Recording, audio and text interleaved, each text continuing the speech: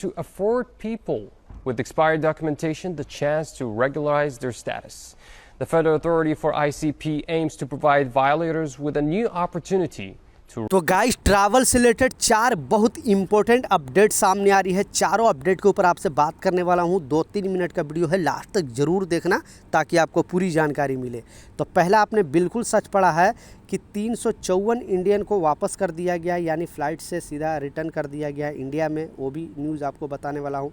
दूसरा जो लखनऊ एयरपोर्ट पर एक बहुत बड़ा स्कैम हुआ है वो भी आपको न्यूज़ में बताने वाला हूँ। तीसरा जो अपडेट है वो भी वीज़ा से रिलेटेड है। अगर आप यूएई के अंदर जा रहे हो, विजिट वीज़ा पे जा रहे हो या फिर वर्क वीज़ा पे रह रहे हो, उससे रिलेटेड एक बहुत बड़ी अपडेट सामने आ रही है।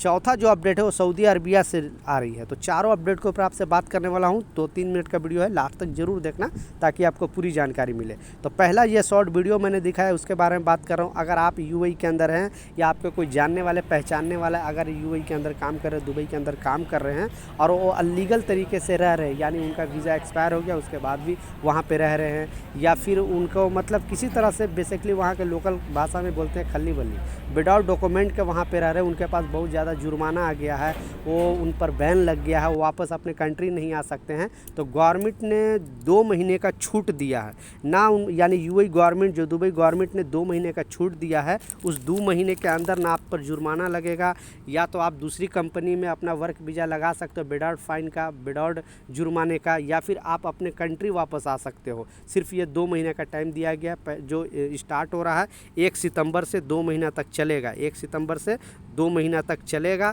और इस बीच अगर आप अपने कंट्री वापस आ गए तो ठीक है, या फिर जो अलीगल तरीके से रह रहे हैं अपना वहाँ पे वीज़ा अगर आप लगा ले तब तो ठीक है, नहीं तो उसके बाद भी अगर आप वहाँ पे रह जाओगे तो फिर आपको गवर्नमेंट की तरफ से जेल में डाल दिया जाएगा। इसलिए अगर आपके जानने वाला पहचानने वाला या आप वहाँ पे खुद रह रहे हो तो इस बात का लाजिम ख्याल रखें। अगर कुछ भी आपको समझ में नहीं आ रहा है तो जगह जगह दुबई के अंदर टाइपिंग सेंटर बना हुआ है, वहाँ जाकर आप इसके बारे में जान सकते हो, प्रोसेस समझ सकते हो कि किस तरह से हमें रिटर्न जाना है या किस तरह से हमें जुर्माना माफ़ कराना है। सारे डिटेल्स उसमें बता देगा, क्योंकि यूएई गवर्नमेंट का कहना है। कोई भी कन्फ्यूजन है नीचे कमेंट सेक्शन में ज़रूर बताना।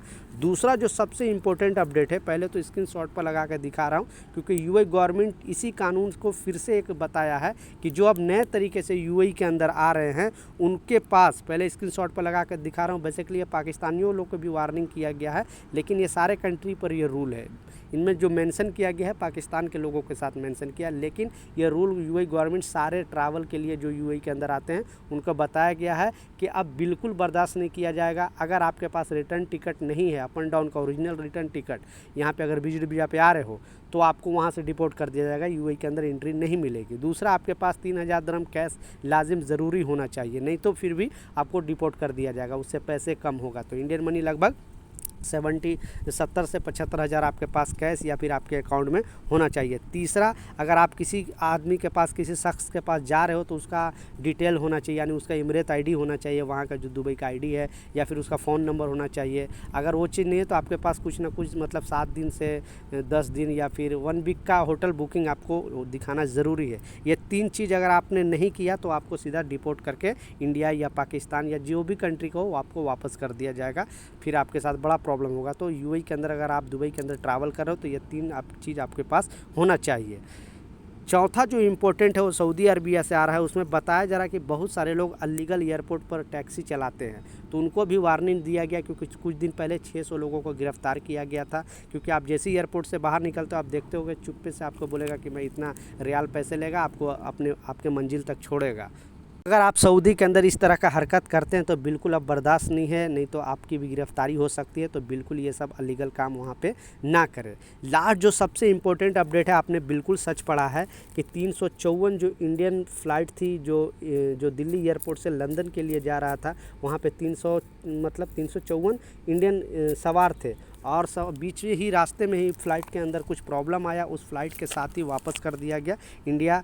खुशी की बात यह है कि कोई दुर्घटना नहीं हुआ, क्योंकि फ़्लाइट को जैसे ही आया यहाँ पे लैंड कराया गया, फिर उसको चेकिंग करके फिर से दूसरी फ़्लाइट से ये जो यात्री थे इनको फिर वापस भेज दिया गया लंदन। लेकिन फ़्लाइट को आधा रास्ते से ही रिटर्न कर दिया गया कुछ सुरक्षा कारण के वजह से। तो ये कुछ जानकारी था, ये कुछ अपडेट था, मैं सोचा आप लोगों के साथ शेयर करूँ। मिलता हूँ नए अपडेट के साथ।